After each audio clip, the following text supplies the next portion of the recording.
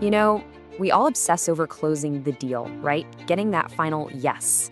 But what about those few quiet moments after the ink is dry? Well, that's where the real work often begins. Today, we're going to dive into how you secure a sale long after you think it's been made. So picture this. You've closed the deal. High fives all around. Your job's done, right?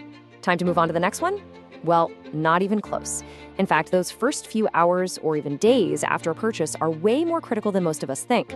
Let's get into why your job is actually far from over. And that brings us to what you could call the critical post-purchase window. This isn't just some casual cooling off period. Nope, this is an active, really high-stakes moment where the future of that customer relationship is either cemented or it starts to crack. And here's why. It's all about psychology. Think about it. When a customer makes a big decision, a big purchase, and then they hear nothing but silence, a little voice of doubt starts to creep into their head. We all know it. It's buyer's remorse. And that void, that silence, is the perfect breeding ground for it. Did I make the right choice? Was this really worth the money? That silence, it's your worst enemy. Okay, so how do we fight that silence? How do we turn that moment of potential doubt into one of absolute rock-solid confidence? Well, the answer is actually pretty simple, and it's incredibly powerful. You get proactive with your communication. This is how we bridge that post-sale gap. Let's actually put a name on this. We'll call it post-purchase communication. And I want you to think of it as this amazing reinforcement tool. It's not just about a polite thank you call. It's a strategic move to double down and really reinforce the customer's decision, making them feel great about their choice. All right, so we get the what and we get the why. So now let's talk about the how. I'm gonna walk you through a super simple, super effective playbook. Seriously, it's just 2 core steps that you can start using pretty much immediately. Okay, step 1 is all about reinforcement. You've got to reach out and reconnect that customer to why they bought from you in the first place. You remind them of the value.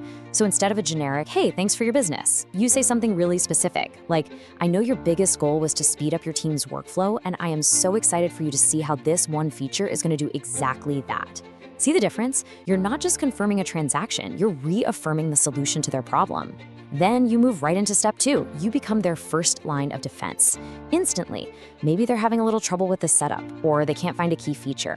By being right there to solve that first tiny hiccup, you're doing so much more than just fixing a problem.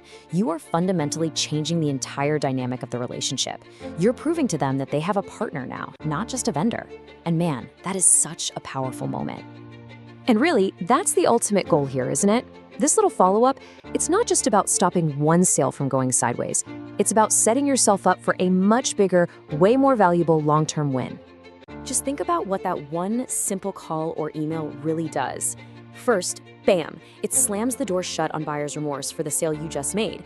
Second, it starts laying the bricks for a genuine long-term relationship. And third, and this is the big one, that relationship is what's going to directly drive future repeat sales. And it all boils down to this core idea right here. You've got to lay the foundation for a long-term relationship leading to repeat sales. This isn't just some fluffy, feel-good customer service tactic. No way. This is a core sales strategy. You're not just closing one deal, you're opening the door for many, many more down the road. Which brings me to the last thing I want to leave you with. It's so easy to just move on to the next lead, the next chase, right? But I want you to stop and think about that customer you just won over. What's your plan for them in the next 24 to 48 hours? Because what you do or don't do in that tiny little window might just be the most important sale you ever make.